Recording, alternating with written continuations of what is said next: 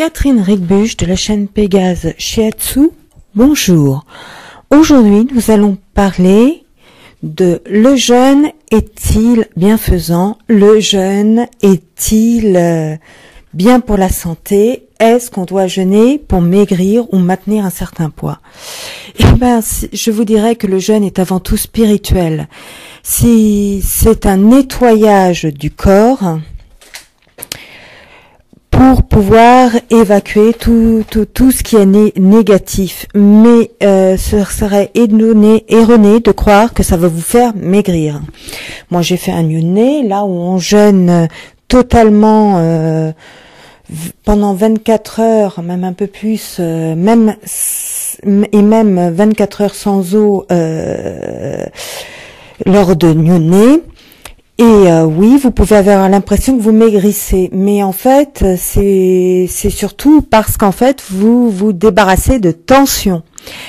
Et comme vous vous débarrassez de tension, eh bien, vous perdez une ou deux tailles de pantalon parce que ce qui est le ventre qui pouvait être ballonné, eh bien, avec la perte de tension qu'il y a dans le ventre lors des yoni, lorsque ça se pratique bien, correctement, et pas chez soi n'importe quoi en disant je vais maigrir comme ça, eh bien, vous perdez une ou deux tailles, mais c'est pas parce que vous avez perdu, c'est pas que vous avez perdu des calories, c'est que vous avez perdu des tensions qui fait que votre ventre est moins ballonné. Ça, je l'ai vécu dans mon corps.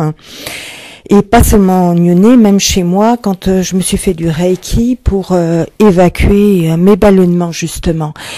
Et rien que de s'observer dans la glace, on voit en une journée seulement, la différence. Donc vous voyez bien que ce n'est pas possible en un jour de maigrir à tel point de perdre une ou deux tailles de vêtements, c'est pas possible. Donc moi j'ai trouvé cette explication, et surtout que j'avais mangé comme d'habitude, donc il n'y avait pas de raison que je maigrisse, et sur la balance c'était pareil. Donc ne vous attendez pas à maigrir par le jeûne. C'est une technique spirituelle qui doit être accompagnée pour soutenir le corps, parce que en termes de médecine chinoise, c'est vraiment très très perturbant pour le corps, hein. C'est lourd pour le corps. Donc c'est pour ça que il y a certaines pratiques orientales, notamment les yoni bouddhistes, qui fait ça, mais avec des moines, des lamas qui sont là pour veiller qu'il n'y ait pas de catastrophe qui vous arrive, que vous tombiez pas dans les vapes, parce que ça peut arriver.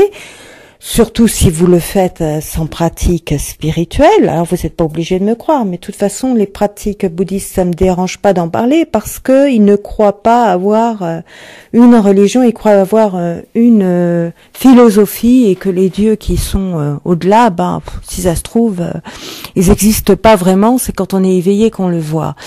Donc ça donne des gens très tolérant finalement à tout ce qui peut être autre religion. Et si on pratique à peu près la même chose qu'eux, mais dans d'autres religions, ça leur est complètement égal.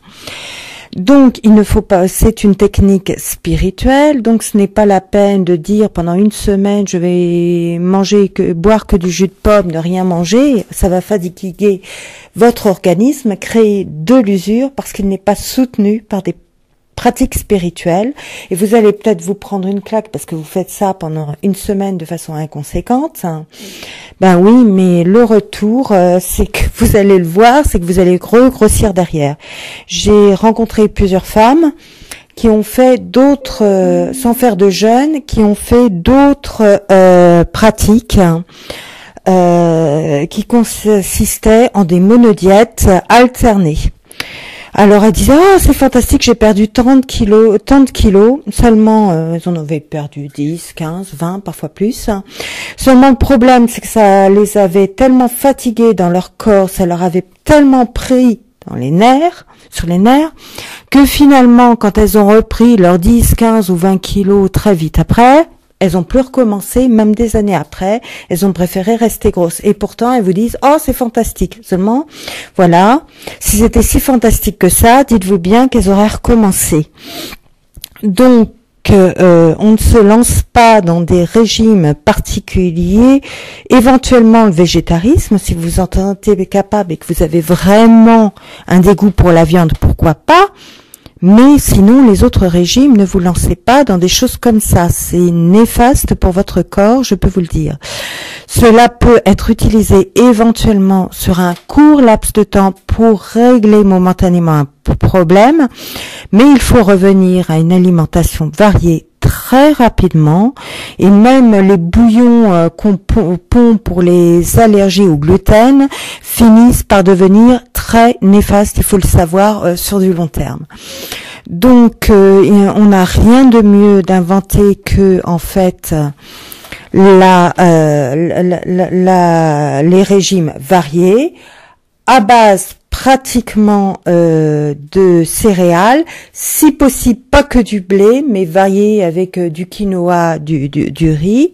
La base, ça c'est la base principale qui va faire le lien avec toutes les autres saveurs et un peu de toutes les autres saveurs.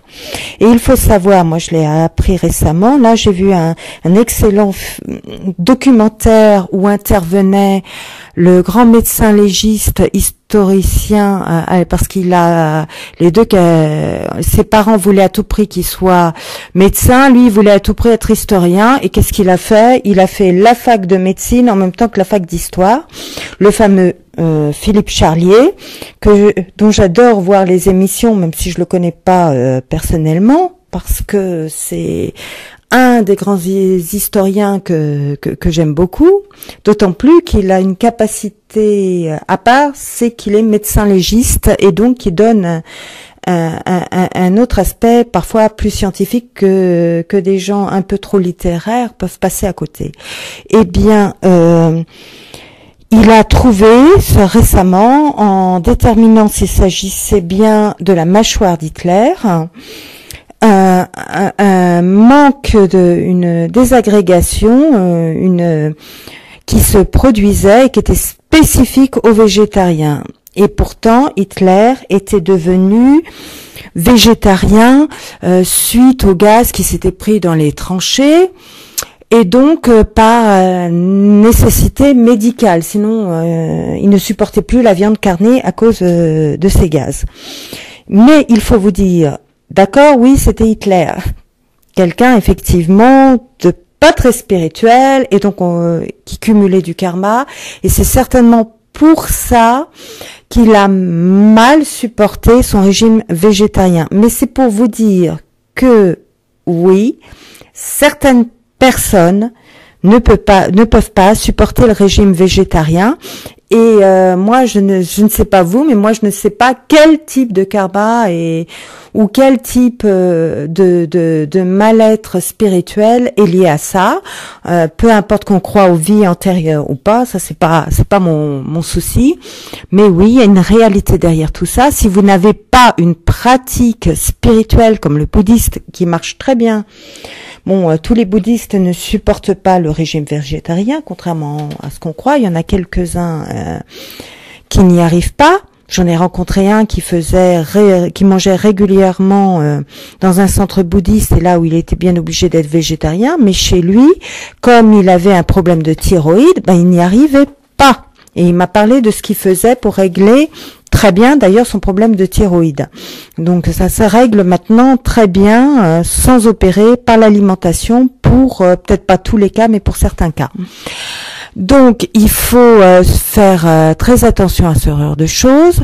Le jeûne pour la spiritualité, certains régimes spécifiques éventuellement pour régler un problème en urgence, mais pas plus d'1 ou 2 semaines, éventuellement reprendre, mais pas plus d'1 ou 2 semaines, et revenir et comprendre ce qui n'allait pas dans votre alimentation, ce que vous pouvez changer, parce que parfois, même si c'est mieux pour votre santé, c'est dur psychologiquement d'arriver à supporter de changer régime, donc il faut le faire graduellement, petitement, quitte à revenir de temps en temps sur un régime spécifique, mais de grâce, ne croyez pas que vous pouvez vivre avec un régime toute votre vie. Vous aurez différents problèmes qui vont venir différemment, et la meilleure encore des choses, c'est de le régler par une alimentation variée, en revenant sur parfois ce que vous avez appris qui n'était pas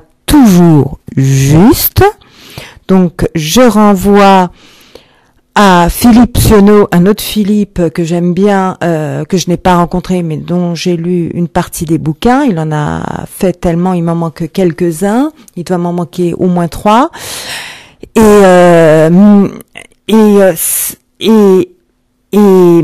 ne croyez pas que ce soit des monorégimes, soit viande carnée, soit qui est très toxique, nous le dirons, parce que c'est très producteur d'urée, qui va vous créer de la goutte. Le boire sans arrêt sa propre urine, ça va vous créer, si vous êtes sur une alimentation carnée, de l'urine, donc un risque de goutte, puisque la goutte se cristallise dans les articulations, et en plus, comme c'est votre propre urine, si vous êtes sujet à des calculs rénaux, vous allez vous en retaper.